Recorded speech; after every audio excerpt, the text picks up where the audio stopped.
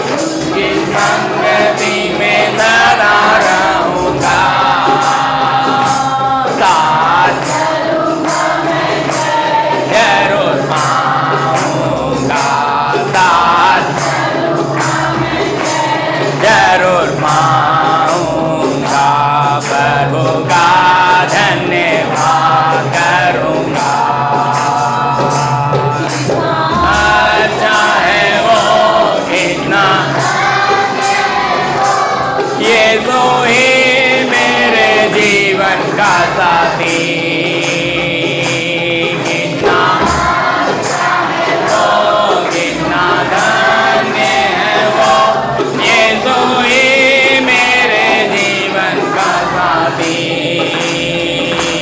मेरी जरूरत को पूरी करता है वो, कोई कठिन नहीं मुझको।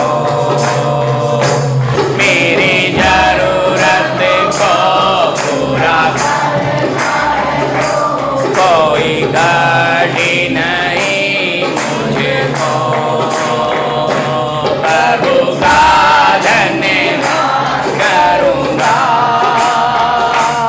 उसकी संगति में सदा रहूँगा। साथ चलूँगा मैं जरूर पाऊँगा। साथ चलूँगा मैं जरूर पाऊँगा। प्रभु का धन्यवाद चलूँगा। मेरी आयु के दिन पग पग में सदा तेरी सेवा को पूरी करूँगा। मेरी आयु के दिन पग पग में सदा तेरी सेवा को पूरी करूँगा। एक समान जलता रहूँगा, तेरी महिमा मेरी कामना। एक समान जलता रहूँगा, तेरी महिमा मेरी कामना। प्रभु का धन्यवाद करूँगा, उसकी संगति में सदा रहूँगा। साथ चलूँगा मैं जरूर पाऊँगा। साथ चलूँगा मैं जरूर पाऊँगा। प्रभु का धन्यवाद करूँगा।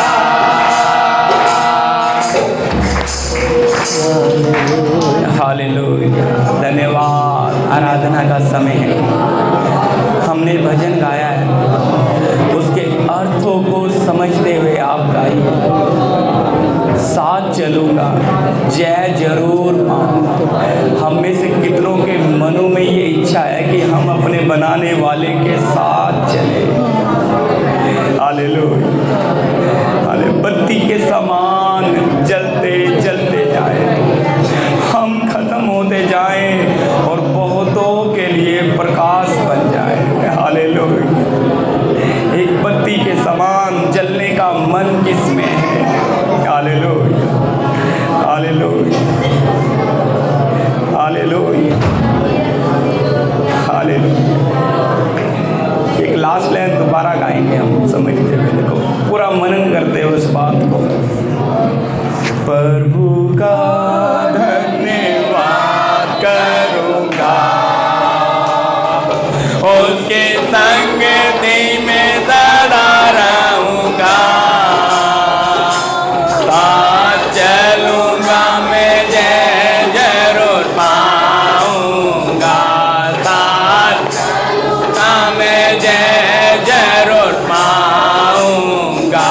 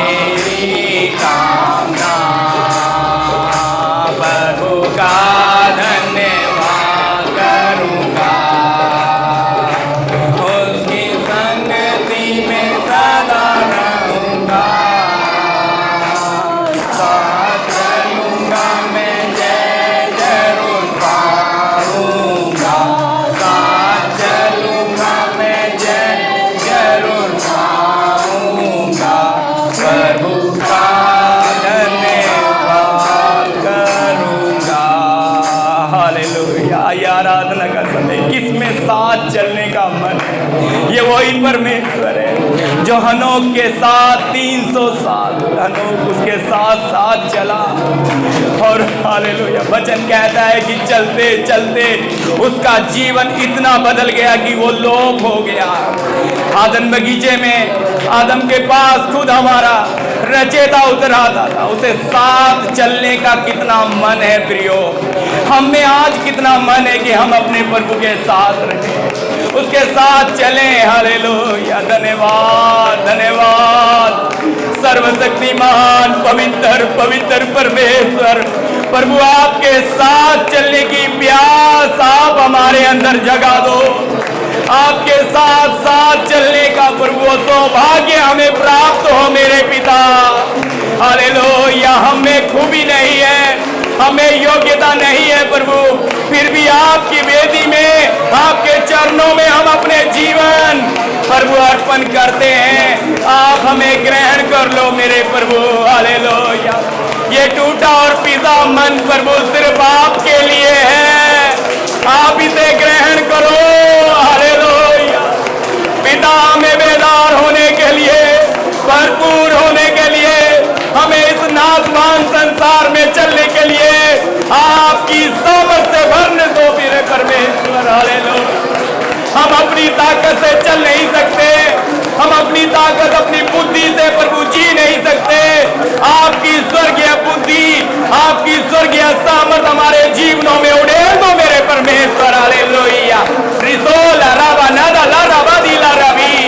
हालेलुया, सीम दिली रवि नदीला राबा दाला रबो। हालेलुया, एक एक जीवन में जवान खुल जाए। हालेलुया, बुद्धियां खुल जाए, आपकी आत्मा से परिपूर्ण करो एक एक जीवन में।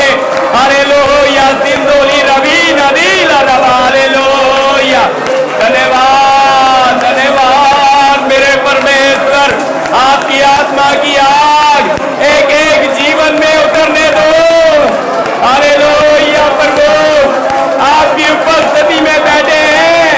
हालेलुया, टूटे और पिसे मन के साथ, कमजोर हृदय के साथ प्रभु, हमें कोई ताकत नहीं है, हमें कोई बुद्धि नहीं है मेरे पिता।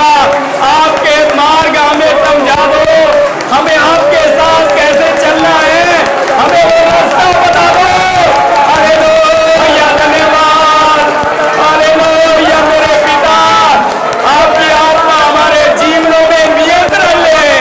हालेलुया हालेलुया, धन्यवाद धन्यवाद। हालेलुया, राजा दी राजा प्रभु के प्रभु, धन्यवाद मेरे पिता। हालेलुया हालेलुया, धन्यवाद धन्यवाद। हालेलुया, धन्यवाद मेरे परमेश्वर। हालेलुया, हाँ पिता, ये टूटा मन सिर्फ आपके योग्य बलिदान है। आप टूटे और पिसे मन को तुच्छ नहीं जानते। हालेलुया, धन्यवाद। हालेलुया प्रभु, हमारे जीवन वेदी में रखे हैं, जब तक आपकी सामर्थ्य नहीं उतरे पिता। ये प्रभु बिना सामर्थ्य के कुछ भी नहीं है, ये पात्र आपकी शक्ति और आपकी सामर्थ्य चाहिए। आपकी पहचान में बढ़ने के लिए प्रभु इस स्थानों में हम बैठे हैं मेरे पिता। आप हमारी समझ और बुद्धि और आपकी पहचान में प्रभु बढ़ने का वो मार्ग हमें खोल कर दो मेरे प्रभु। हालेलुया, ये आपकी सत्य की आत्मा एक एक जीवन में नियंत्रण ले मेरे प्रभु। हालेलुया हालेलुया, धन्यवाद धन्यवाद धन्यवाद स्वर्गीय पिता, आसमानीय बाप, धन्यवाद। हालेलुया हालेलुया, धन्यवाद धन्यवाद।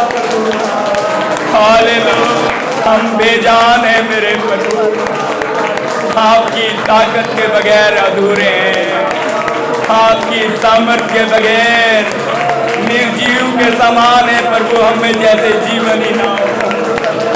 हाँ प्रभु, इस बुझे हुए जीवन में आप प्रकाश लेगा इस टिमटिमाती बत्ती को आप बुझने नहीं देंगे।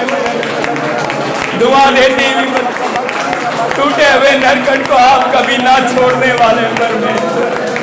हमारे जीवन में कितनी भी कमियां हो, निर्बलताएं हो पिता, आप फिर भी अपने बड़े अनुग्रह से हमें लेकर चलते आए हो।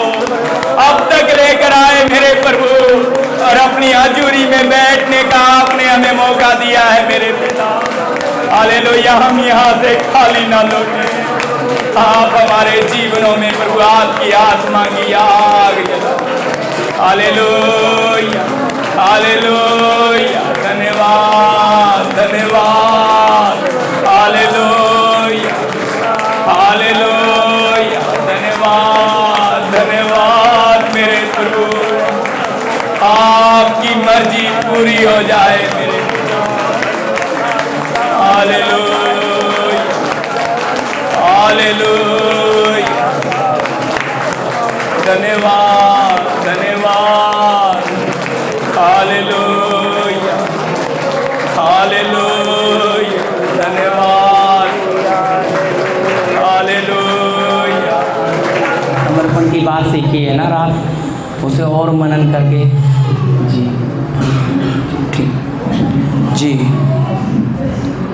हाँ, पुरानी किताब में 41, नई किताब में 37 जी। संग संग यीशु के रहना कितना अच्छा है, यीशु के लिए ही जीना कैसा भाग्य है। संग संग यीशु के रहना कितना अच्छा है, यीशु के लिए ही जीना कैसा भाग्य है।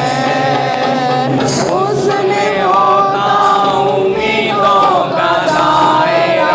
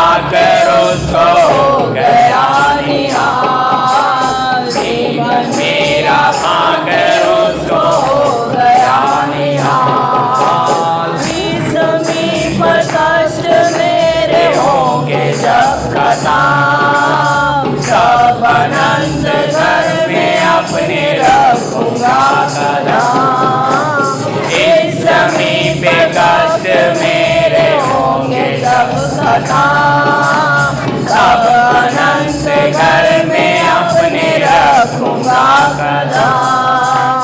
उस दिन गाऊंगा खुशी से सारे संतों संग, उस दिन गाऊंगा खुशी से सारे संतों संग। अब नहीं है दूर मुझसे वो मधुर मिलन, अब नहीं है दूर मुझसे वो मधुर मिलन। संग संग यीशु के रहना कितना अच्छा है, यीशु के लिए ही जीना कैसा भाग्य है। संग संग यीशु के रहना कितना अच्छा है, यीशु के लिए ही जीना कैसा भाग्य है।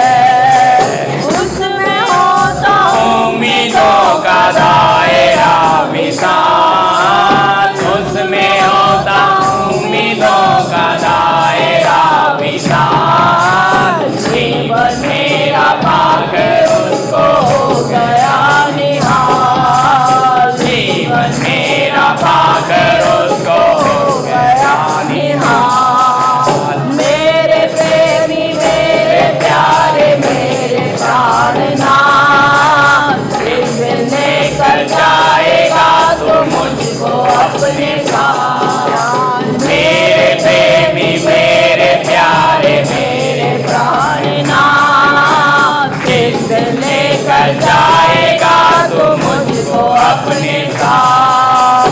उस घड़ी का आनंद होगा प्यारो बेमिसाल, उस घड़ी का गाऊंगा मैं देखूंगा जलाल। हालेलुया गाऊंगा मैं देखूंगा जलाल। संग संग यीशु के रहना कितना अच्छा है, यीशु के लिए ही जीना कैसा भाग्य है।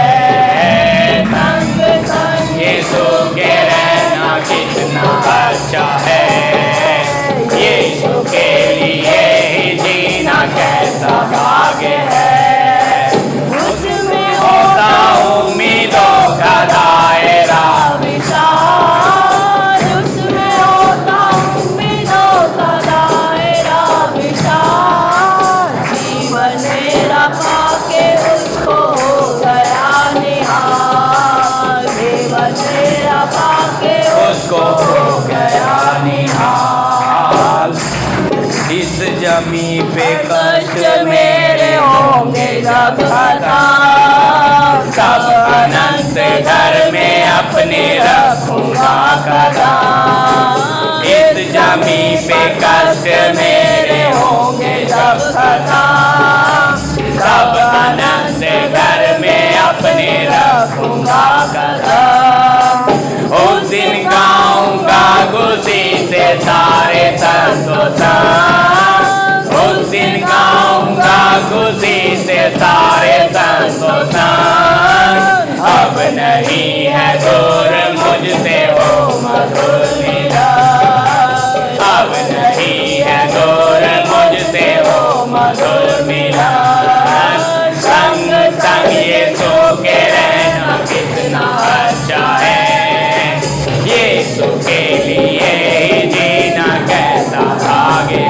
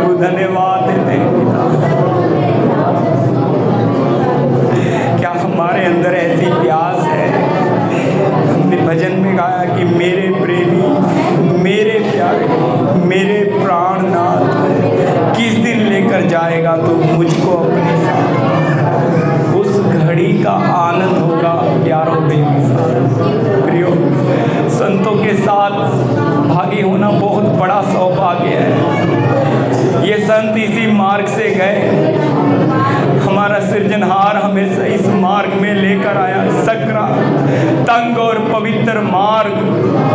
हालेलुया, ये हमारे लिए है, हम इसी मार्ग में बदल सकते हैं।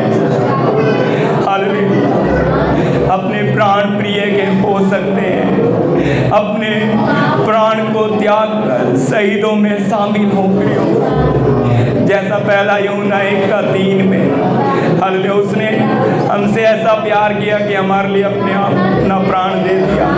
हमें भी अपने भाइयों के लिए अपना प्राण देना है। कब तक अपने प्राण में जीते रहेंगे? कब तक अपनी मन मर्जी में जिएंगे? अपने प्रभु के लिए, अपने रचने वाले के लिए हम कब जीना शुरू करेंगे? फिर जब तक हम बदलेंगे नहीं, हम अपने प्रभु के साथ जी नहीं सकते। हालेलुया, इसलिए बदलना है तो इस धधकती आग में बनना सीखें। ये हमें बदल सकता है, ये हमारे इस मनुष्य मिट्टी के स्वभाव को बदल सकता है, हमारे नेचर को बदल सकता है। ये स्वर्गीय आग में हमें बनने के लिए हालेलुया अपने जीवन अर्पण करें।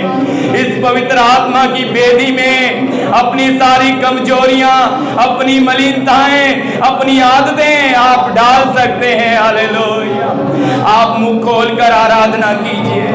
हालेलुया, प्रभु ने सौभाग्य दिया है। हालेलुया, सांत्वना बैठिए। हालेलुया, आराधना का समय आपके लिए है। हालेलुया, ये मौका दिया है हमारे प्रभु ने हमें बनाकर, किसी मनुष्य ने नहीं दिया। हमारे रचयिता ने हमें दिया है ये सारा बंदोबस्त कर कर। उसका धन्यवाद कि वो हमें इतना प्यार करता है, उससे प्रेमी हमें कोई मिल नहीं सकता। हालेलुया, धन्यवाद, धन्यवाद स्वर्गीय पिता, आसमानीय बाप, धन्यवाद। हालेलुया, हालेलुया, राजाधि राजा प्रभु, आप हमारी कमजोरियां, हमारी निर्बलताएं, हमारी प्रभु हड्डीले और ढीठ स्वभाव प्रभु आपकी वेदी में डालते हैं। आप इसे हालेलुया जलाकर पिघला दो मेरे प्रभु। हालेलुया, धन्यवाद, धन्यवाद। हम देखते हैं वचन में लिखा है, प्रभु कहता है इस्राएल मेरे सामने धातु का महल के समान हो गया है, मैं उसे अपने रोज की आग में पिघला दूंगा। हालेलुया प्रियो, यदि हमारे जीवनों में मलिनताएं आ जाए तो ये आत्मा की आग ही एकमात्र है जो हमारी कमजोरियों को, हमारे जीवन की सारी ऐसी जड़ों को जला सकता है जिन्हें हम छोड़ नहीं सकते। ये परमेश्वर की आत्मा की आग आपके और मेरे लिए है। इस आग में, इस धधकती आग में अपना जीवन अर्पण करें। हालेलुया, ताकि वो मलिनताएं, वो कमजोरियां जल जाए। हालेलुया, धन्यवाद, धन्यवाद मेरे परमेश्वर। हालेलुया पिता, हमारे ढीठ स्वभाव, हमारे अंदर की सख्त गांठों को आप जलाकर निकाल दो। हमारे अंदर प्रभु नम्र स्वभाव प्रभु हालेलुया आप उत्पन्न करो नए सिरे से एक एक जीवन में। हालेलुया, आपकी आत्मा का काम होने दो प्रभु। जो अपने मुंह खोलकर वेदी में अपनी कमजोरियां डाल रहे हैं, आत्मा का अभिषेक उतरने दो इनके जीवनों में। हालेलुया, सीधो री रवि नदी नदी नदी हालेलुया, धन्यवाद हसीन हालेलुया, एक एक जीवन की हालेलुया इन सकत बातों को आप जलाकर इन्हें शुद्ध करें। हालेलुया, हालेलुया, धन्यवाद, धन्यवाद। Hallelujah,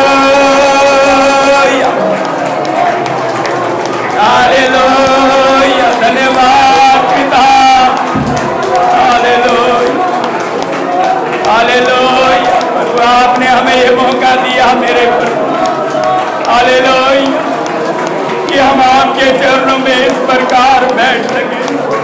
hallelujah. बहुतों को ये सौभाग्य प्राप्त नहीं हुआ, हमें दिया है मेरे प्रभु आपने, इसका पूरा लाभ उठाए। आपकी उपस्थिति में पाने के लिए लोग तरसते हैं, आप हमारे बीच में हैं मेरे प्रभु, हम आपका धन्यवाद देते हैं प्रभु। आप हमारे जीवनों में नियंत्रण लें। Hallelujah, hallelujah. जो बातें आपको पसंद नहीं है हम इस पवित्र आत्मा की वेदी में डाल रहे हैं। आप हमें और पवित्र कर दो, और शुद्ध कर दो, और पाक बना दो, और पवित्र बना दो। हालेलुया, ताकि आपके सम्मुख खड़े होने में हमें हियाव हो जाए। हालेलुया, वो दलेरी आ जाए। हालेलुया, हमारे जीवनों में। हालेलुया, धन्यवाद, धन्यवाद पिता। हालेलुया,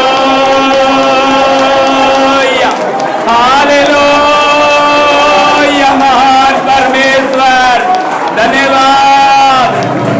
एक और लास्ट भजन हम लेंगे प्रभु की महिमा के लिए। बहनों के साथ मिलकर हम ये भजन गाएंगे। तेरे लहू से मुझे धो ले तू प्रभु, पूरे गौर से आमीन।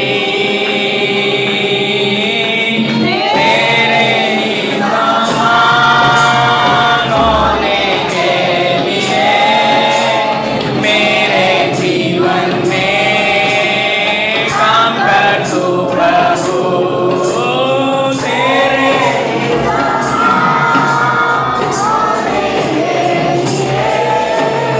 मेरे जीवन में काम कर तू प्रभु।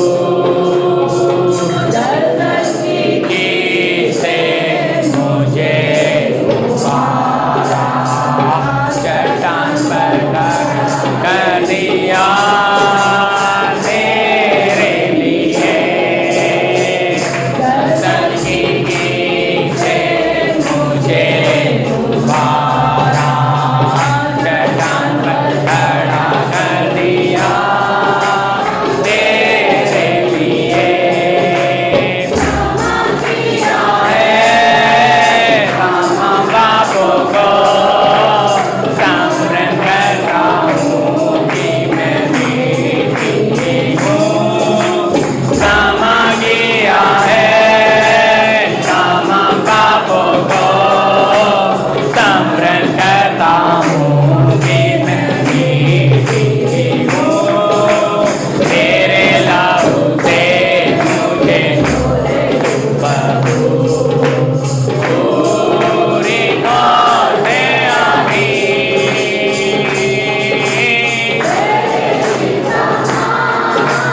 होने के लिए मेरे जीवन में काम कर तू प्रभु। तेरे होने के लिए मेरे जीवन में काम कर तू प्रभु। बलि बलिदान हुआ है तू मेरे लिए। कलवरी पर बलिदान हुआ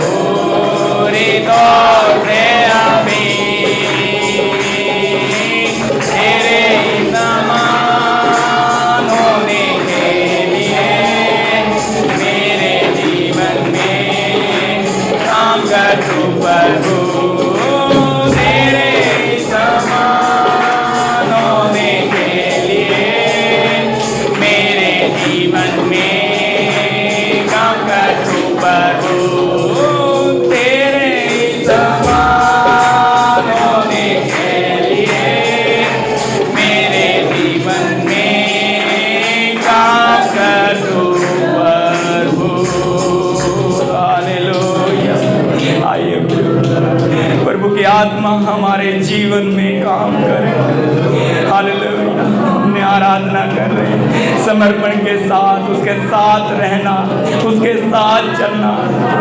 हालेलुया। उसके लहू से धुलकर पवित्र होना, क्योंकि उसने ही हमें दलदल की पाप की तह से निकाल कर हमें इस काबिल बनाया, इस योग्य बनाया कि हम अपने सृजनहार की उपस्थिति में बैठ पा रहे हैं, हम उसकी उपस्थिति को पा रहे हैं प्रियो। हालेलुया। हम में खूबी नहीं थी, योग्यता नहीं थी, ये उसका महान प्यार है, उसकी दया है, उसकी कृपा और बड़ा अनुग्रह हमारे जीवनों में हुआ है। हमें स्मरण रहना है कि हम मिट्टी हैं, नासवान हैं। हालेलुया। हालेलुया। इस मिट्टी को उसने अपने हाथों में लिया है प्रियो। हालेलुया। ताकि ये मिट्टी का स्वभाव खत्म होकर उस ईश्वरीय स्वभाव में बदल जाए। सही कुम्हार के हाथों में पड़ गए हैं, बनाना चाहता है अपने स्वभाव में। हमारा ढीठ मन, हमारी मन मर्जी रोकती है उसे काम करने में। हालेलुया। हमारे अंदर की जड़ें, हालेलुया, हमारा अपने आपे का ना इनकार करना, अपना सख्त मन रखना, अपनी मन मर्जी रखना, ये मिट्टी का स्वभाव बदल नहीं सकता। कुम्हार जब तक ये सारी कमजोरियां, सारी बातें निकाल ना दे तो मिट्टी को तैयार कर नहीं सकता प्रियो। हालेलुया। हालेलुया। हम उस अपने सृजनहार के हाथों में अपने जीवन को इसी प्रकार सौंप दे जैसे कुम्हार के हाथ में मिट्टी है। हालेलुया। उसने हमें पवित्र और शुद्ध करने के लिए अपना पवित्र निष्कलंक लहू दिया, ताकि हम हालेलुया निर्दोष हो जाएं, पवित्र हो जाएं, शुद्ध हो जाएं। हमारे लिए अपनी जान दी। हालेलुया। उस तह से हमें निकाल लिया, अब बदलना चाहता है। हालेलुया। बदलना चाहता है, हमारा जीवन तब्दील हो जाए, हमारा जीवन बदले। उसके लिए अपने आप को अपने परमेश्वर के हाथों में समर्पित करें। हालेलुया। धन्यवाद, धन्यवाद पिता। हालेलुया। धन्यवाद, ताकि वो अपने वचन के द्वारा हमसे बात कर सके। हालेलुया। प्रभु, अपने जीवन को हम अपने आप को आपके हाथों में देते हैं। हमारे मन को, हमारे जीवन को आप तैयार करें, इस मिट्टी को तैयार करें, ताकि आपका जीवन का वचन हमारे हृदयों में प्रभु जगह पा सके और जड़ पकड़ सके। मेरे प्रभु, आपकी सत्य की आत्मा हमारे जीवन में काम करे। हालेलुया। धन्यवाद मेरे प्रभु।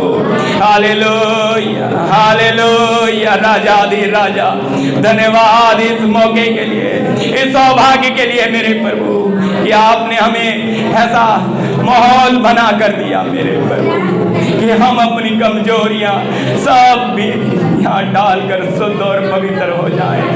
धन्यवाद मेरे प्रभु। हालेलुया। हालेलुया। धन्यवाद मेरे प्रभु। हालेलुया। हालेलुया।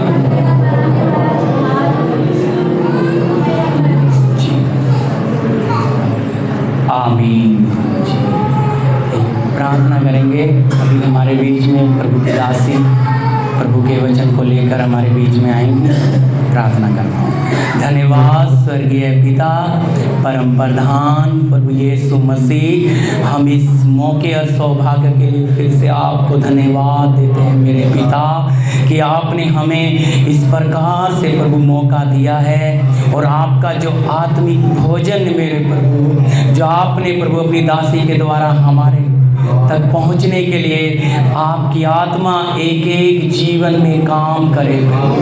हाँ प्रभु, एक एक की समझ और बुद्धि आप खोल दें मेरे प्रभु। आप हमें हमारा आत्मिक भोजन खिलाकर तृप्त करें मेरे प्रभु। हालेलुया। इस पूरे वातावरण को, इस समय को आपके पवित्र हाथों में देते हैं प्रभु। आप नियंत्रण लें, आपकी मर्जी सिर्फ यहाँ पूरी हो। प्रार्थना यीशु मसीह के नाम से, आमीन। जय मसीह। प्रभु की दास। प्रेज़ लॉर्ड, जय मसीह सबको।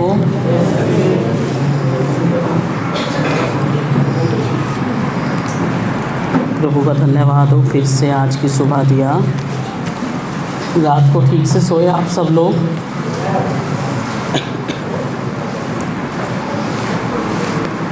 आइए परमेश्वर के वचन में जाएंगे अभी हम लोग। हाँ जी, पहला पत्रस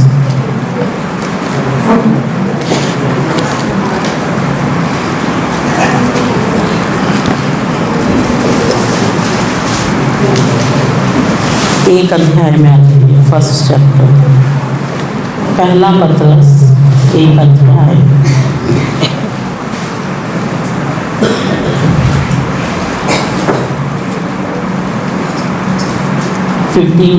15 वचन पढ़िए। पहला पत्रस एक अध्याय 15। पर जैसा तुम्हारा बुलाने वाला पवित्र है, वैसे ही तुम भी अपने सारे चाल चलन में पवित्र बनो।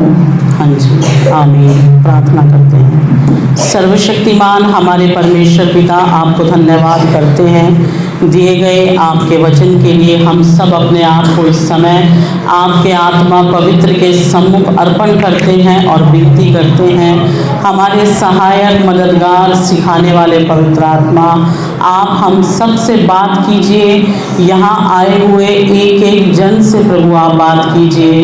इस समय में हमारे दिलों को, हमारे मनों को आप खोल दीजिए और पवित्र आत्मा प्रत्येक को ये वचन समझ आने के लिए आप कृपा दीजिए। एक एक को आपकी आवाज़ सुनने के लिए आप कृपा दीजिए। प्रभु आप हमसे बात कीजिए और हमें सिखाइए। आपके हाथों में हम अपने आप को सौंप देते हैं। हमारे प्रभु यीशु मसीह के नाम में प्रार्थना मांगते हैं, आमीन आमीन। ऐसा बोलता है प्रभु का दास, जैसा तुम्हारा बुलाने वाला पवित्र है, वैसे ही तुम भी अपने सारे चाल चलन में पवित्र बनो। बोल रहा है पत्रस प्रभु का दास कि देखो, सुनो, तुम्हें किसी ने बुलाया है। पत्री लिख रहा है ना प्रभु के दास कलीसिया को, तो बोल रहा है, सुनो, तुम्हें किसी ने बुलाया है और जिसने तुम्हें बुलाया है वो कहता है कि जैसा वो पवित्र है वैसा ही तुम भी क्या करो, पवित्र बनो। और कितना पवित्र बनो? सारे चाल चलन में पवित्र बनो। सारे चाल चलन में पवित्र बनो। बल्कि ऐसा ही लिख दिया पहला शब्द, जैसा वो पवित्र है, यानी जैसा बुलाने वाला पवित्र है उतना तक क्या बनो? सिर्फ पवित्र मत बनो, जिसने बुलाया है उसी के जैसा पवित्र बनो। बड़ी बात है। अगर सिर्फ इतना बोल देता कि पवित्र बनो तो भी ठीक था। हम लोग कोशिश करते, प्रभु हम अपने चाल चलन को सुधारेंगे, ठीक करेंगे, हम पवित्र होंगे। लेकिन क्या लिख दिया है? जिसने बुलाया है बिल्कुल उसके जैसा ही क्या बन जाओ? पवित्र बन जाओ। फिर खोलकर बोलता है, सारे चाल चलन में पवित्र बन जाओ। एक और वचन पढ़िए इसके साथ पहले, रोमियो की पत्री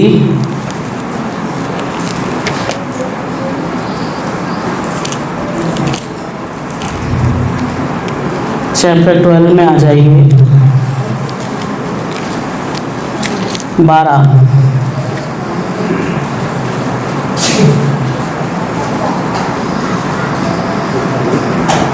रोमियो की पत्री 12 अध्याय 2 वचन पढ़ेंगे उसका।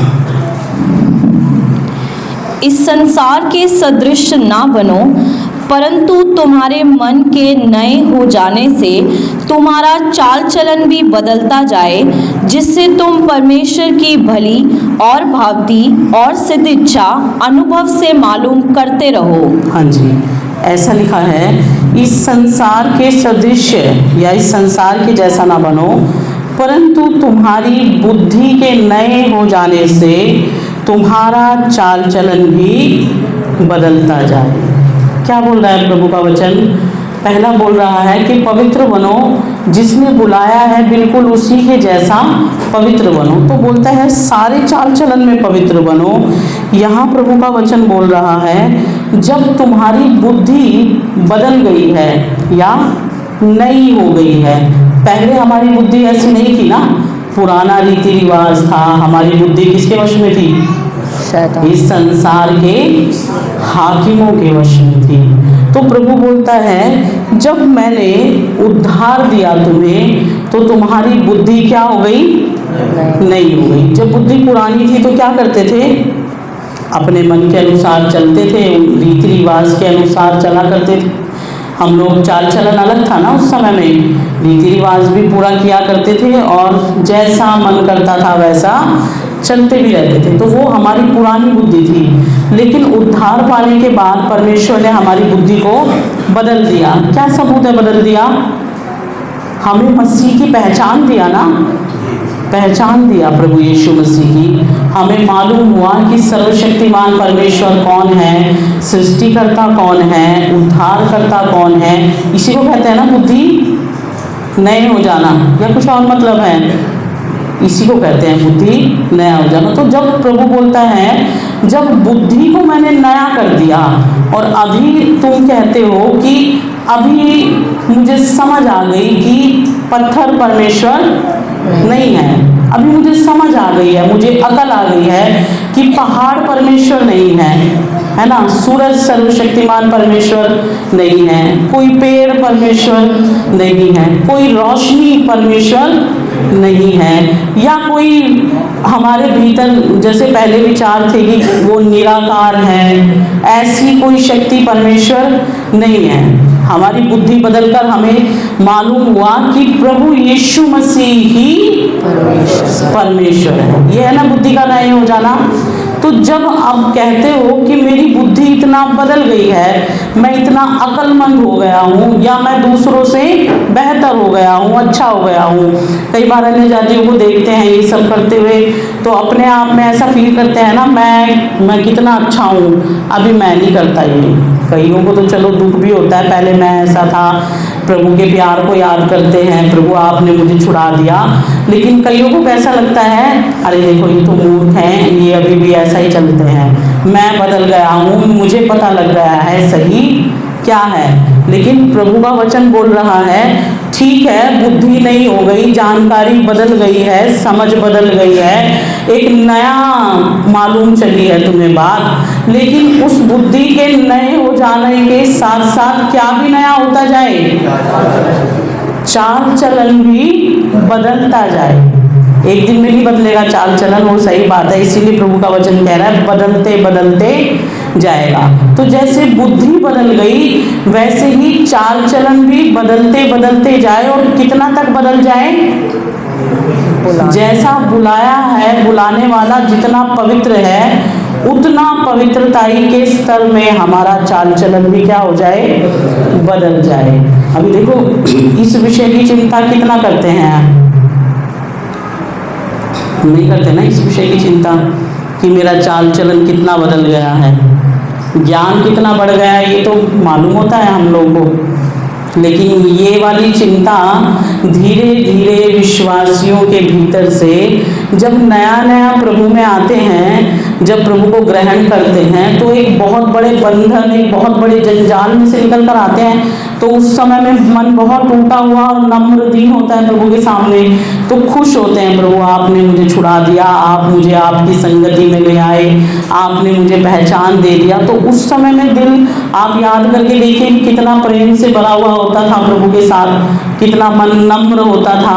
लेकिन धीरे धीरे धीरे चलते चलते चलते मसीह जीवन में फिर वो बातें कम होते होते जाने के कारण चाल चलन पर अभी विश्वासी उतना ध्यान अभी देते, उतना ध्यान चाल चलन पर, कि अगर मेरी बुद्धि नहीं हो गई थी एक समय में या हो गई है, तो चाल चलन भी क्या सचमुच में नया होते होते जा रहा है रोज रोज? क्या मेरा चाल चलन भी बदलते जा रहा है, या फिर मेरा चाल चलन पहले से ही वैसा ही है, पहले जैसा ही है? पढ़िए एक बार फिर, पहला पत्र में है, पहला पत्र से 1 अध्याय 14 पढ़िए उसका। 14 आज्ञाकारी बालकों के समान अपनी अज्ञानता के समय की पुरानी अभिलाषाओं के सदृश ना बनो।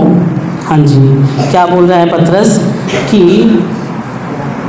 पुराने समय की या अज्ञानता के समय की पुरानी अभिलाषाओं के सदृश या उसके जैसा ना बनो। जब तुम अज्ञानता के समय में थे तो तब इन अभिलाषाओं में या तब तुम्हारा चाल चलन ऐसा था और तुम वैसा चला करते थे। लेकिन अभी तो बुद्धि क्या हो गई है, नहीं हो गई है। इसलिए अब उस अज्ञानता के समय में जब अंधेरे में था हमारी बुद्धि, हमारी समझ, अब उसके अनुसार हमें चलना नहीं चाहिए। यही बोल रहा है ना प्रभु का वचन कि जैसा पहले चलता था, मैं अज्ञानी था, मुझे समझ नहीं थी परमेश्वर की, लेकिन अब जब समझ आ गई है इन बातों की तो अब उसी पुरानी बुद्धि या पुराने समय के अनुसार मेरा चाल चलन नहीं होना चाहिए। अभी क्या होते जाना चाहिए, बुद्धि बदल गई है तो मेरा चाल चलन भी रोज रोज बदलते जाना चाहिए। लेकिन होता क्या है, देखो विश्वासी जब हम बन जाते हैं, प्रभु हमें छुड़ा देता है बंधनों से, फिर आशीष भी दे देता है। बहुतों को देखा मैंने, बहुत आशीष भी देता है परमेश्वर। पहले बहुत गड्ढे में पड़े हुए होते हैं, गरीबी के और अलग अलग तरह के बंधनों में पड़े हुए होते हैं, लेकिन प्रभु में आने के बाद परमेश्वर उनको आशीष देकर उठाता है, बहुत फिर राहत की एक सांस दे देता है, चैन आ जाता है जीवन में, आशीष आ जाती है। तो जब चैन आ जाता है, आशीष आ जाती है, अभी कोई सताने वाला नहीं है, तो फिर क्या हो जाता है मन, फिर क्या बढ़ाने लगते हैं, घमंड बढ़ने लगता है। फिर नम्रता क्या होती जाती है, वो धीरे धीरे कम होती जाती है और हमारे भीतर क्या बढ़ता जाता है, घमंड बढ़ता जाता है। बदलकर बुद्धि, हमारा चाल चलन बदलना चाहिए था और परमेश्वर जैसी पवित्रता ही बढ़ती जानी चाहिए थी, होना तो ये चाहिए था हमारे साथ, लेकिन बढ़ता क्या जाता है, घमंड बढ़ता जाता है। संसार की जो बातें हमें छोड़ने के लिए परमेश्वर का वचन बार बार बोलता है या हमें सिखाया जाता है या हम सीखते आ रहे हैं, वही बातें बार बार बार बार हमारे जीवन में बढ़ती चली जाती हैं। और इन बातों से विश्वासी क्या रहते हैं, ज़्यादातर बेखबर रहते हैं, क्योंकि इस विषय में ज़्यादा चिंता नहीं करते ना, इस विषय की ओर ज़्यादा ध्यान नहीं देते। इसलिए धीरे धीरे धीरे धीरे जिन बातों को जीवन से करते करते करते पूरा कटकर अलग हो जाना चाहिए था, वही बातें धीरे धीरे विश्वासियों के जीवन में क्या होती जाती हैं, वो बढ़ती बढ़ती बढ़ती जाती हैं। तो जब बढ़ती जाती हैं तो जो जिसने बोला कि मेरे समान पवित्र बनो, तो वो पवित्र बनने का काम तो क्या हो जाता है, रुक जाता है ना उसी जगह में। होना तो ये चाहिए था कि रोज रोज बदलते जाएं। देखिए यूहन्ना क्या कहता है कि अभी हम नहीं जानते कि हम क्या कुछ होंगे, परंतु इतना जानते हैं कि जब वो आएगा तो उसी के समान होंगे। तो आप देखिए कि जब हमारा बदलने का वो जो प्रोसेस है, वो जो काम है, वो रुका हुआ है, तो फिर जब आएगा वो बादलों पर तो क्या लेके जाएगा, बदला तो है नहीं हमारे भीतर से। विश्वासी तो बन गए, पुराने भी हो गए, चल भी रहे हैं, आराधना भी करते हैं, कलीसिया में भी आते हैं, सब करते हैं, लेकिन बदलने की जो प्रक्रिया हमारे जीवन में होना चाहिए था और बदलते बदलते अपने सृजनहार के स्वरूप में आने का जो काम होते जाने चाहिए था, वो क्या हो जाता है, वो रुक जाता है। तो जब सच में वो आएगा बादलों पर कलीसिया उठाने के लिए, तो कौन ही उठाए जाएंगे भाई, जो बदल गए हैं वही तो उठाए जाएंगे, या जितने भी हैं सब उठाए जाएंगे। क्या बोलता है प्रभु का वचन, जो बदल गए हैं उसी के समान हो गए हैं, उन्हीं को लेने के लिए आ रहा है ना। इसीलिए प्रभु का वचन बोलता है, देखो बुद्धि जब बदल गई, बुद्धि जब नई हो गई, तो चाल चलन पर भी क्या दो, ध्यान दो कि मेरा चाल चलन भी रोज बरोज बदलता है या नहीं बदल रहा है। प्रभु के दास से कैप्टन जी से सीखा था, बहुत साल पहले क्लास में गए हुए थे ट्रेनिंग के समय, तो एक विषय सिखा रहे थे उस समय में, तो उन्होंने एक डायग्राम बनाया बोर्ड के ऊपर बनाकर सिखाया करते थे वो, तो कुछ विषय सिखा रहे थे। आज तक मुझे याद है वो मेरी आंखों में ना कैसा बनाया उन्होंने, कैसे सिखाया। तो बोल रहे थे कि देखो प्रभु यीशु मसीह, उन्होंने एक बड़ी सी सीधी लाइन खींची और बताया ये प्रभु यीशु मसीह है, और एक और छोटी लाइन खींची उसी के साथ, बोलते हैं ये एक विश्वासी या एक उद्धार पाया हुआ व्यक्ति है। तो बोलते हैं कि प्रभु के जन को बदलते बदलते बदलते पूरा उसी के साइज में आ जाना है, उसका स्वभाव, उसका सब मन, सब चाल चलन बदलते बदलते बदलते, फिर वो लाइन पूरा किया उन्होंने, बोलते हैं पूरा यहाँ तक आ जाना है, इसी को कहते हैं बदलते हुए उसी के समान हो जाना। लेकिन कुछ लोगों का क्या होता है, ये प्रक्रिया, ये प्रोसेस रुका हुआ होता है। स्टार्ट तो किया था उद्धार पाने के बाद परमेश्वर के आत्मा ने, लेकिन जागते हुए ना चलने के कारण ये प्रक्रिया क्या हो जाती है, ये रुक जाती है, थम जाती है। तो बोल रहे थे कि मेन जो हम विश्वासियों की चिंता होना चाहिए या सेवकों की भी चिंता होना चाहिए, वो क्या होना चाहिए कि क्या मैं प्रभु यीशु मसीह के समान बढ़ते बढ़ते जा रहा हूँ, मैं बदलते जा रहा हूँ। तो बोले थे सेवा तो चलती रहेगी साथ साथ, लेकिन सबसे पहला काम क्या है उनका, प्रभु यीशु मसीह के जैसा या बुलाने वाले के जैसा बन जाना। ये बात मैंने बहुत शुरुआत में सीखी थी ट्रेनिंग में जाते समय। तो तब मैंने सीखा तो मैं सोच रही थी कि देखो प्रभु के दास इतनी गहरी विषय बात बता रहे हैं, लेकिन कितने ही होंगे जो इसको समझ पाते हैं या इसको ग्रहण करते हैं। मुझे तो याद है आज तक, और सच में मुझे चिंता रहती है अपने बारे में इस बात की कि प्रभु असली चीज़ को मुझे थामे रखना है। मुझे ये चिंता होना है सबसे बढ़कर मेरे विषय में कि मेरे जीवन में ये प्रक्रिया दिन ब दिन बढ़ती है या रुकी हुई है। बाकी सेवा, प्रभु के साथ चलना, वो सब तो प्रभु का आत्मा करा लेगा जब प्रभु की आत्मा की अगुवाई के साथ चलेंगे। लेकिन मेन चीज़ क्या है कि मेरा स्तर उसके अनुसार बढ़ते बढ़ते जा रहा है या नहीं बढ़ते जा रहा है। ये हल्की बात नहीं है, इसमें बहुत सारे लोग गिर गए, बहुत सारे लोग गिर जाते हैं इसमें, क्योंकि प्रभु के पास आने के बाद उनको दूसरी बातें ज़्यादा बड़ी लगने लगती है ना, इससे बजाय इसके कि प्रभु यीशु मसीह के समान बनते जाना हमारा मेन लक्ष्य है ना। सबसे बड़ा जो हमारा लक्ष्य है वो क्या है, या तो विश्वासी हो, सेवक हो, तो यहाँ है ना फर्क। लेकिन असलियत में हम सबकी बुलाहट क्या है, यीशु मसीह के समान हो जाना।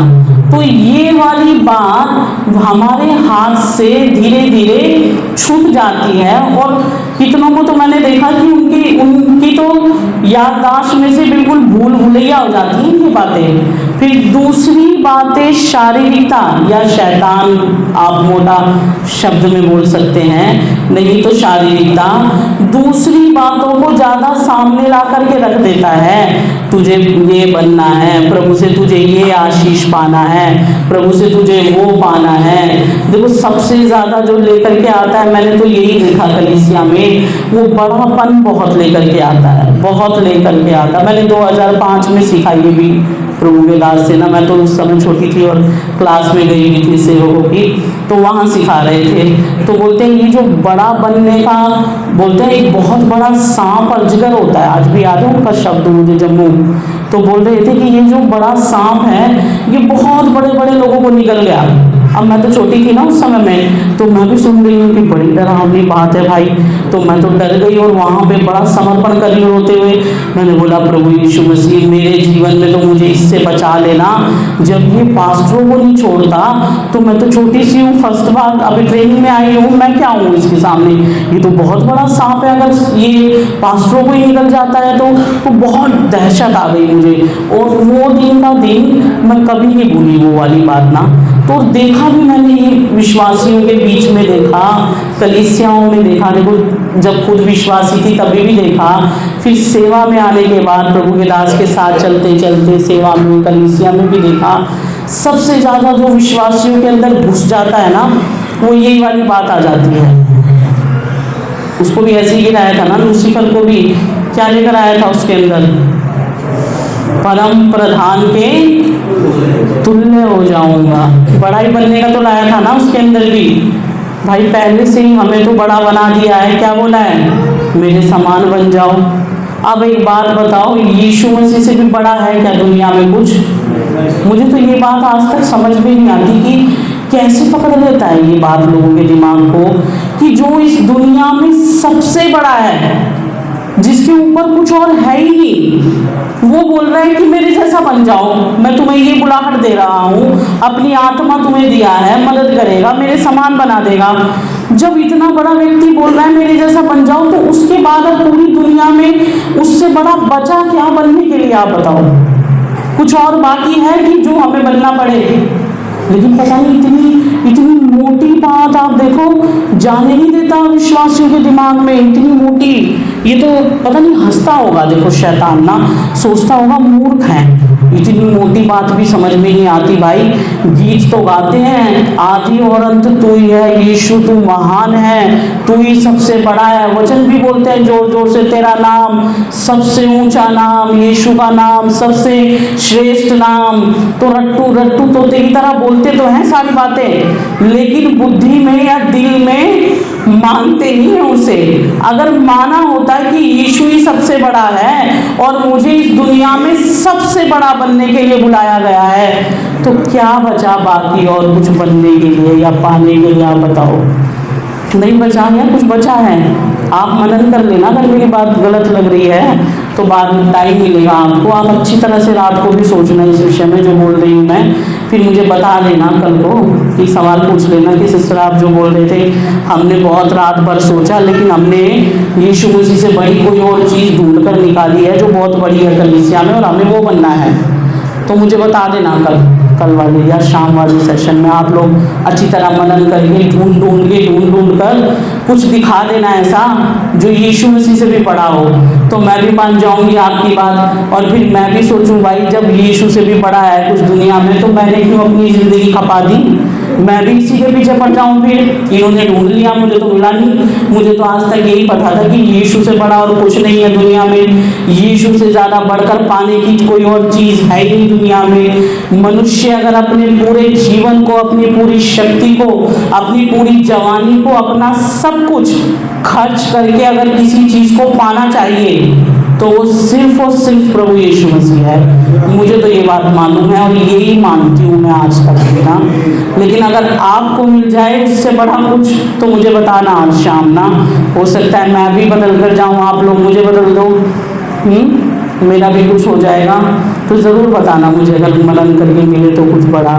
तो मैं बोल रही हूँ, मैंने तो वहाँ से वो सीखा प्रभु के दास से, तो बैठा गांठ बांध करना बैठा लिया अपने मन में इन बातों को। तो आप देखिए क्या चाहता है प्रभु का आत्मा, कि जब बुद्धि बदल गई तो हमारा चाल चलन बदलता जाए। चाल चलन बदलने का सबूत है हमारे भीतर की शारीरिक बातें करते करते आत्मिक बातों की ओर हमारा मन लगते जाना। या प्रभु यीशु मसीह के बारे में जैसा हम बात कर रहे हैं, जैसा तुम्हारा बुलाने वाला पवित्र है वैसा ही तुम भी पवित्र बनो। देखो यूहन्ना क्या कहता है प्रभु का दास, वो बोलता है अवश्य है कि वो बढ़े मैं घटूं, ऐसा बोल रहा है ना यूहन्ना।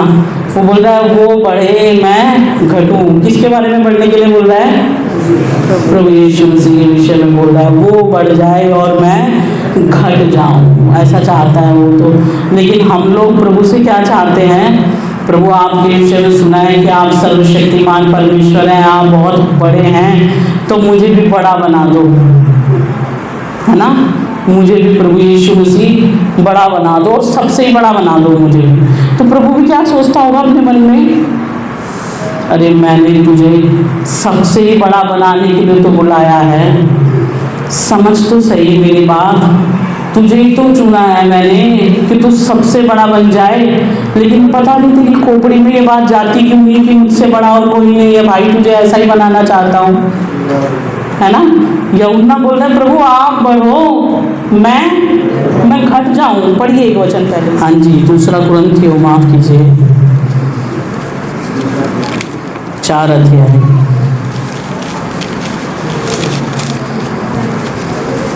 2 कुरिन्थियों 4 अध्याय, उसका 16 वचन पढ़िए, 16। इसलिए हम हियाव नहीं छोड़ते, यद्यपि हमारा बाहरी मनुष्यत्व नाश होता जाता है, तो भी हमारा भीतरी मनुष्यत्व दिन प्रतिदिन नया होता जाता है। हाँ जी, पौलुस भी क्या बोल रहा है यहाँ? हम हियाव नहीं छोड़ते या हम हिम्मत नहीं हारते, यद्यपि हमारा बाहरी मनुष्यत्व नाश भी होता जाता है, तो भी हमारा भीतरी मनुष्यत्व दिन प्रतिदिन नया होता जाता है।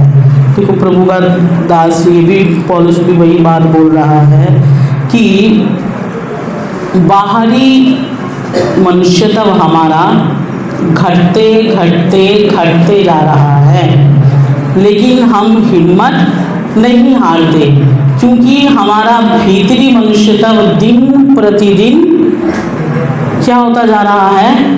नया होता जा रहा है। प्रभु यीशु मसीह जैसा जैसा बनता जा रहा है। तो मसीह जीवन को अगर आप गहराई से समझें तो क्या है मसीह जीवन?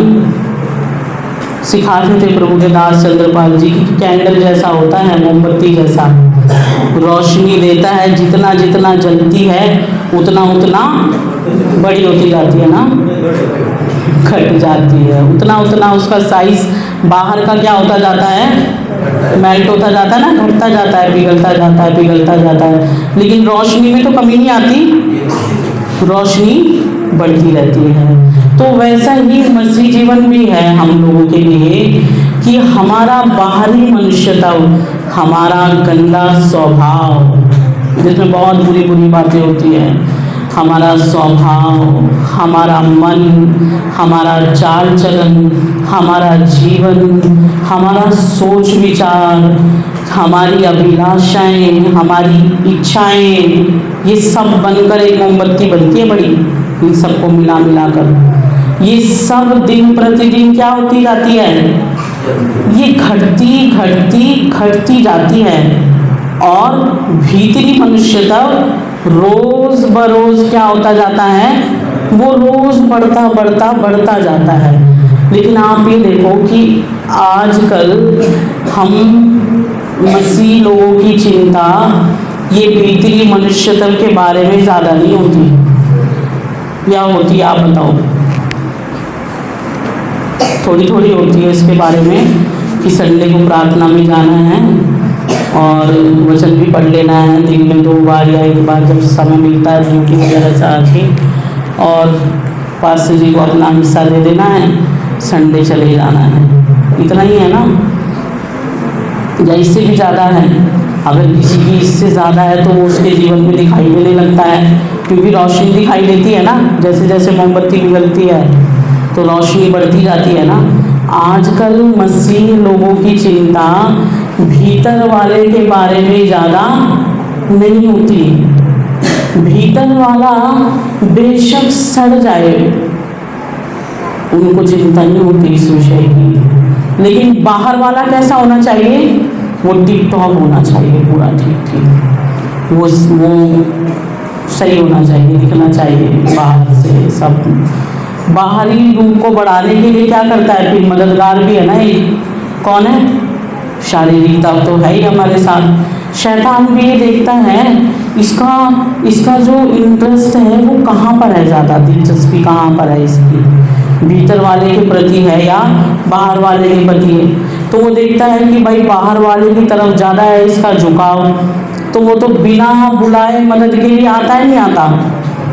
इतना भला व्यक्ति है, देखो बिना मदद के आ जाता है, आपको मुझे पुकारना भी नहीं पड़ेगा। यीशु मसीह तो फिर भी बोलता है संकट के समय पुकार तो मैं तुझे छुड़ाऊंगा, लेकिन शैतान बोलता तू मत पुकार, मैं हाजिर हूँ हर समय तेरे साथ, तेरी हेल्प के लिए, तू बस एक बार हुक्म कर। क्या बढ़ाना है? घमंड बढ़ाना है? क्या बढ़ाना है? तुझे क्या चाहिए? हाजिर रहता है नहीं रहता? बहुत बढ़िया सेवक है वो, बहुत बढ़िया दोस्त कह सकते हो आप उसे। लेकिन उसकी दोस्ती आखिरी में कहाँ ले जाएगी हमें? आग और गंधक की उस झील में। बहुत बुरी दोस्त कह सकते हैं, अच्छी दोस्ती निभाता है। अब उसके पास जो है बेचारा वही देगा ना। अब उसके पास यही सब भरा हुआ है। बोला था ना यीशु मसीह को भी, क्या बोला था यीशु मसीह को? मुझे दंडवत कर तो मैं क्या करूंगा? ये सारा वैभव किसको दे दूंगा? तुझे दे दूंगा, क्योंकि मुझे दिया गया है, मेरे पास है ये। तो उसके पास जो भरा हुआ है भाई वही देगा अपने दोस्त को, या कुछ और देगा? वो वही देगा, है ना। तो जब वो देखता है कि एक विश्वासी की चिंता भीतर वाले के प्रति कम और बाहर वाले के प्रति ज़्यादा है, तो वो भी मदद के लिए तैयार हो जाता है अच्छे से भी। ठीक है, इसको मुझे खूब बढ़ाना है, खूब मोटा कर देना है, ताकि जब मोटा है यानी मेरे जैसा वाला मोटा नहीं समझना आप, मोटा यानी दूसरे वे में बता रही हूँ मैं, ताकि जब यीशु मसीह बादलों पर आए, ये कितना भी उड़ने की कोशिश करे तो उड़ जाएगा क्या इतना भारी व्यक्ति? या उस दिन हम प्रार्थना करके बोलेंगे यीशु मसीह के लहू में शुद्ध कर दे प्रभु, मैं आज छोड़ रहा हूँ सब कुछ। या प्रभु थोड़ा बहुत टाइम दे देगा कि देखो मैं दोपहर तक आ रहा हूँ, तब तक क्या कर लेना? सब पश्चाताप कर लेना, सबके साथ मेल मिलाप कर लेना, कुछ भी बुराई हो छोड़ देना, और आज पूरा समर्पण कर देना, अच्छी तरह दुनिया को त्याग देना। इतने टाइम तक तैयार रहना पूरा। ऐसा मौका देगा क्या मनोज भैया किसी को? क्या लिखा है? पलक झपकते ही। अब पता नहीं हम लोग बात करें, मान लो इस समय में आ जाए, कैसा नज़ारा होगा यहाँ पर। ढूंढेंगे भी कुछ लोग भागकर। एक बार क्या हुआ, देखो प्रभु के दास की बेटी बैठी हुई है, बड़े वाली साक्षी, कहाँ गई? हाँ ये बैठी हुई है। तो एक बार क्या हुआ, पास्टर जी कहीं बाहर चले गए, सेवा में चले गए, ये लोग सोए हुए थे, छोटी थी ये तब टाइम, छोटे वाली तो और भी ज़्यादा छोटी थी, तो ये भी छोटी थी। तो इनको बिना बताए बाहर से गेट बंद करके, लॉक नहीं किया उन्होंने, और वो सेवा में चले गए। अब ये उठी, इधर जाते थे गेट बंद करके जब चले जाते थे, तो ये उठी तो इसने देखा कि पापा कहीं नहीं है पूरे घर में। सब देखा, इसने जाके वॉशरूम चेक किया, दूसरा रूम चेक किया, कहीं नहीं है पापा। तो ये बहुत बुरा घबरा गई, और इसने सोचा मैं तो पापी हूँ, मैं रह गई हूँ यहाँ, मेरी बहन भी रह गई यहाँ, और पापा चले गए, पापा को यीशु मसीह ले गया। तो शायद इसने मुझे फ़ोन किया था, दीदी पापा कहाँ हैं, पापा कहाँ हैं? तो इसने फ़ोन, मैंने बोला क्या हुआ, क्यों घबरा गई है? बोलती है अरे मैं बहुत डर गई, पापा कहाँ हैं? मैंने बोला वो फला जगह सेवा में गए हुए हैं, सुबह बात हुई थी मेरी। बोलती है मैं बहुत डर गई, मैंने सोचा आज यीशु मसीह आया था और पापा को ले गया और हम दोनों रह गए हैं यहाँ। ये पूरा घर छान दिया इसने, गली में बाहर आ गई, पड़ोसियों को देख रही थी। पापा बताते हैं भाई उस समय में बड़ा हाँ हुल्ला हो जाएगा, लोगों में भी बड़ा शोर होगा, इतने सारे लोग कहाँ गायब हो गए, तो बड़ा घबरा गई। तो कैसा होगा वो नज़ारा सचमुच में, अगर अभी अभी यहाँ हो जाए, मान लो मेरे बोलते बोलते यही हो जाए, आप देख लेना अगर जो रह जाएंगे वो भगदड़ मचेगी या नहीं। बोलेंगे पास्टर जी प्रदीप जी कहाँ चले गए आप? भागेंगे नहीं भागेंगे इधर उधर? सच में ऐसा नज़ारा होगा। तो क्या चाहता है शैतान कि खूब मोटा ताज़ा बना दे हमें, संसार की अभिलाषाएं दे देकर, ताकि उड़ना चाहे भी तो इतना वजन हो जाए, इतना वेट हो जाए कि उड़ ही ना पाए। इसलिए बोल रहा है प्रभु का वचन कि हमारी चिंता किस ओर ज़्यादा होनी चाहिए, है ना, किस तरफ ज़्यादा होनी चाहिए हमारी चिंता। देखो दुनिया की अगर आप बोलें कि भाई आपको नहीं पता, हम तो घर गृहस्थी वाले लोग हैं, हमारे बाल बच्चे हैं, पति है, हमारे काम धंधा है, आपको नहीं पता है कैसे चलना होता है, हम कितनी चिंताओं में भी दबे हुए होते हैं, हमारे ऊपर कितनी जिम्मेदारियां हैं, कितने लोन हमारे ऊपर हैं, कितना बोझ हमारे ऊपर है। आपको नहीं पता। आप प्रदीप जी तो प्रचार कर देते हो, हमें पता है हम लोग कैसे जूझते हैं, हमारे फैमिली है, हम लोग को क्या क्या करना पड़ता है। अगर ऐसा हो मान लो आप, तो फिर अनोख कैसे चला था? उसका घर परिवार नहीं था? पढ़ लो उसके बारे में, कितना परिवार था, उसके कितने बेटे बेटियां थे, उसके विषय में तो लिखा है। मेरा और आपका तो बिल्कुल ठीक है, मैं तो ये भी सोचती हूँ प्रभु अच्छा हो हमारा जीवन छोटा है भाई, 300 साल कैसे चला होगा प्रभु का दास। पत्नी भी चीख चीख करती होगी, बच्चे भी करते होंगे, भाई कैसा परमेश्वर है जिसके पीछे तो चलता है और हमें भी परेशान करता है, कई बार बहुत सारी बातों में करता होगा ना। तो मैं तो ऐसे लोगों को यही बोलती हूँ कि भाई आप फिर हनोक के बारे में प्रभु को बोलो, प्रभु आपको इसका नाम नहीं लिखना चाहिए था बाइबल में, कम से कम एक बहाना तो छोड़ देते हमारे पास पास्टर को सुनाने के लिए, अब ये हमें सुनाते हैं। तो अगर हनोक चल सकता था सारी जिम्मेदारियां उठाते हुए इसी शरीर में जैसा मेरा और आपका है, उसको कोई रोबोट वाला शरीर नहीं था, ऐसा ही शरीर था जैसा मेरा और आपका है, तो अगर वो चल सकता है सारा घर गृहस्थी संभालते हुए, बच्चे संभालते हुए, तो मैं और आप भी क्या कर सकते हैं, चल सकते हैं, है ना। प्रभु को भी मालूम है ये वाली बात ना। और अगर ये सब हमें नहीं देता तो परखे कैसे जाते हैं हम, है ना सिस्टर, कैसे परखे जाते हैं हमें अगर फिर ये सारे जंजाल हमें नहीं देता तो। इसी में तो हमारे स्वभाव की परख होती है ना, कि अगर बच्चे तंग करते हैं तो मम्मी का कौन सा वाला स्वभाव प्रकट होता है, या मम्मी तंग करे तो बच्चों का कौन सा वाला स्वभाव प्रकट होता है, इसी में पता लगता है ना। अगर आपको मुझे अकेला साधु बाबा बना के रख दे तो हम तो सबसे पवित्र हैं, क्या बोलेंगे हम, प्रभु हम किसी से नहीं झगड़ते, हमें किसी पे गुस्सा नहीं आता, हम कुछ भी गलत नहीं करते। प्रभु भी बोलेगा बहुत बढ़िया, जंगल में अकेले सिद्ध हो गए हो। लेकिन हमारा परमेश्वर बहुत स्मार्ट है, बहुत बुद्धिमान। क्या बोला है भाई, मैंने जानबूझकर तुम लोगों को टेढ़े हटीले लोगों के बीच में रखा है। कई बार जब मैं कई लोग से जब थक जाती हूँ, कई बार वैसे तो प्रभु की दया से बहुत संयम आ गया, अभी तो बहुत सहने की शक्ति है प्रभु की कृपा से, सहते सहते इतना हो गया तो जल्दी नहीं होता। लेकिन कई बार कई लोग बहुत लिमिट क्रॉस कर देते हैं ना, बहुत हद हो जाती है, और फिर पुराने भी हों तो उनसे ज़्यादा दुख लगता है, नए को तो चलो सह भी लेते हैं। तो कई बार जब मैं प्रभु को ऐसा बोलती हूँ, प्रभु इतनी बड़ी दुनिया, मैंने ऐसे ना प्रभु को कई बार बोला, आप लोग हंसोगे, प्रभु इतनी बड़ी दुनिया, इतनी जनसंख्या है दुनिया, देखो कितने लोग हैं पृथ्वी के ऊपर, तो मैं बोल प्रभु मेरे लिए मिले थे आपको ये, और भी तो हैं दुनिया में लोग, या ढूंढ कर आपने मेरी लाइफ में रख दिए सब। एक बार तो मैंने ऐसे भी बोला प्रभु को, प्रभु आप मुझे एक बार उस बंदे का नाम बता दो, जब आप मेरी लाइफ प्लान कर रहे थे ना, उस समय उसने आपका मूड खराब किया था, वो मुझे मिल जाए। किसने किया था आपका मूड खराब? जब आपने मेरी लाइफ लिखी और ये बंदे मेरी लाइफ में प्लांट कर दिए कि ये इसको ठीक करेंगे, तो उस समय में पता है स्मार्ट बंदा हमारा प्रभु बहुत क्या जवाब देता है मुझे, बोलता है टेढ़े हटीले लोगों के बीच में रखा है ताकि तू क्या बने, परमेश्वर की निष्कलंक संतान बने। अब बताओ मनोज भैया, इसके आगे कुछ बोला जाएगा? फिर शब्द ही नहीं आता, फिर क्या बोलेगा बंदा? फिर रोते हैं, फिर बोलते चलो ठीक है तेरी इच्छा पूरी हो। फिर ये गाना सिखाया हुआ है ना मैं, फिर यही गाते हैं और समर्पण करते हैं। अच्छा प्रभु हमें भी सहने के लिए क्या दे दे, शक्ति दे दे, हमारी शक्ति को बढ़ा दे, आप हमें ही बदल दे। सच में मेरे साथ तो बहुत ही चलता है, ये बहुत चलता है मनोज भैया, बड़ा पेनफुल होता है स्वभाव बदलना ना, लेकिन अच्छा भी है क्योंकि जल्द यीशु मसीह आने जा रहा है। अगर गंदा स्वभाव मेरे अंदर ही रह जाएगा तो जा नहीं पाऊंगी ना अपने प्रभु यीशु मसीह के पास।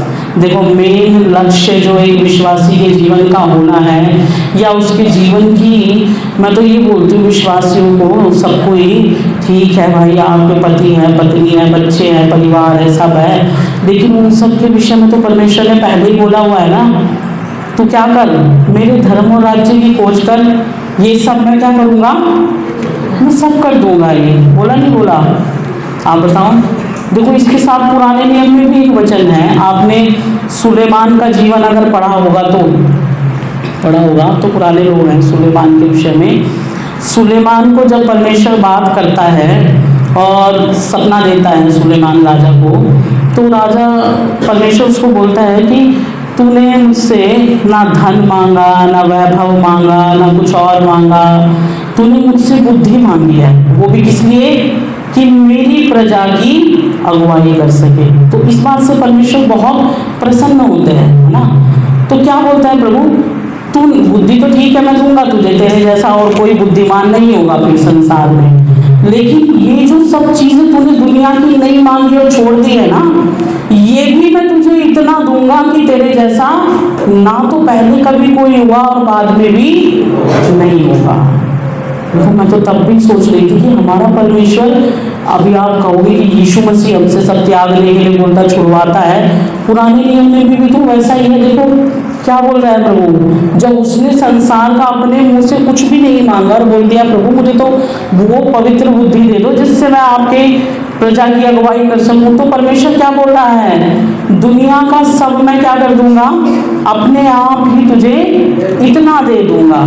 तो अगर मैं और आप ऐसी चिंता में पड़े रहे कि घर परिवार और ये सब ठीक है, ये सब जिम्मेदारियां हैं निभानी है हमें, लेकिन आप व्यक्तिगत रूप में एक सबसे पहले प्रभु के जन होना, आपकी सबसे बड़ी वाली जो चिंता होनी है वो ये होना है कि मैं बदलता जा रहा हूँ या नहीं, मैं बदलती जा रही हूँ या नहीं। मैं 1 साल पहले जैसा चलता था, जैसा चलती थी, मैं अभी भी वैसा ही चलती हूँ। मेरा स्वभाव बिल्कुल ही वैसा है। 1 साल बाद मेरे अंदर कोई सुधार नहीं हुआ या चेंज नहीं आया, या कुछ कुछ बदल गया है प्रभु पहले से, अभी मेरे अंदर कुछ कुछ सुधार आ गया है ना। तो मैं बोल रही थी कि विश्वासियों को ये चिंता नहीं होती कि अंदर वाला कितना भी सड़ जाए, वो बाहर वाले की चिंता में पड़े रहते हैं। देखो एक विश्वासी की बात याद आया, विश्वासी बोलने से एक बार प्रार्थना कर रहे थे हम लोग, तो किसी के विषय में ना प्रभु ने दर्शन दिखाया किसी और को, तो वो देखकर मुझे बोलते हैं कि ऐसा दर्शन देखा उनके विषय में, उनका घर बहुत बड़ा है, एक बहुत बड़े घर में है, बहुत पैसे वाले बन गए हैं, वो बहुत पैसा है घर में। तो उस घर में जो सीढ़ियों की रेलिंग भी लगी हुई है ना, वो भी गोल्ड की है, सोने की, ऐसा सुंदर घर बना दिया है। विश्वासी की बात करें, दर्शन दिखाया उनके विषय में, तो बहुत सुंदर घर है। तो उसको बाहर से देख रहे हैं कि ये तो बहुत रईस, बहुत ही ज़्यादा कोई अमीर है कि इनकी रेलिंग समझते हैं ना, जो ग्रिल लगी हुई होती है ना सीढ़ियों के साथ या बाहर गैलरी के साथ, वो भी किसकी है, सोने की है, गोल्ड की। तो बाहर से देखकर कह रहे हैं कि तो बहुत ज़्यादा अमीर हो गई, प्रभु ने इनको बहुत बड़ा बना दिया।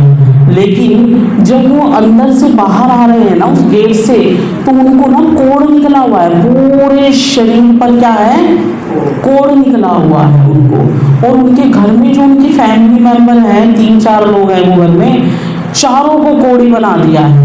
तो फिर अपने साथ अपने घर में लेकर जाते हैं अंदर, तो जाकर अपना घर दिखाते हैं, देखो ये ऐसा है, ये ऐसा है, अपना घर दिखा रहे हैं कि कितना बड़ा है। लेकिन उनको ये समझ में नहीं आ रहा है कि तू सड़ गया है पूरा, तुझे कोड़ लगा हुआ है पूरा।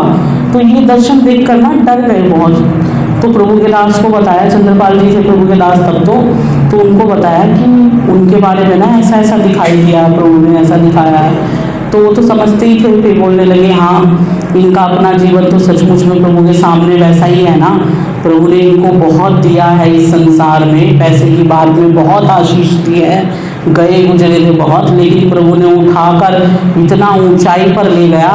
पर ऊपर उठने के बाद इनकी चिंता भीतर वाले मनुष्य से बढ़कर बाहर वाले पर भी आ गया, पूरा ध्यान, पूरी चिंता।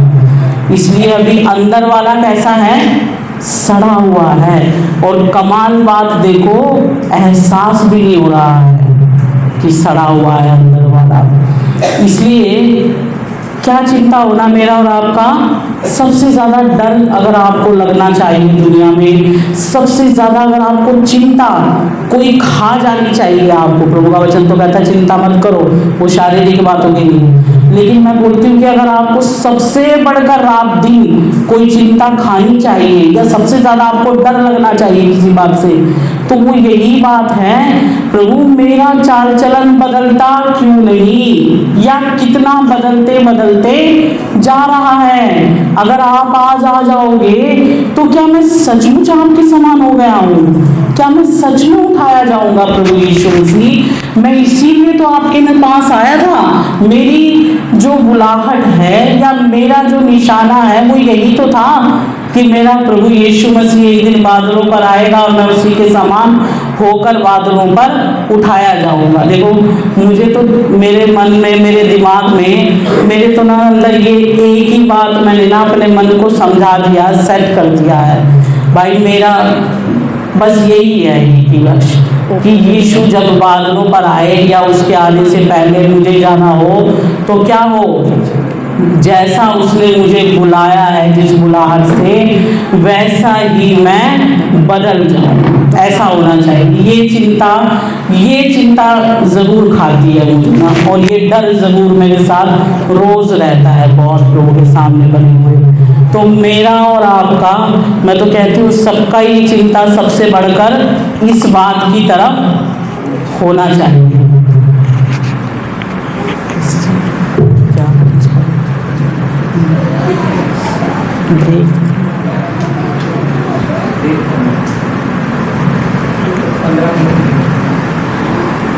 15 मिनट का ब्रेक है, अभी आप लोग पानी पी सकते हैं।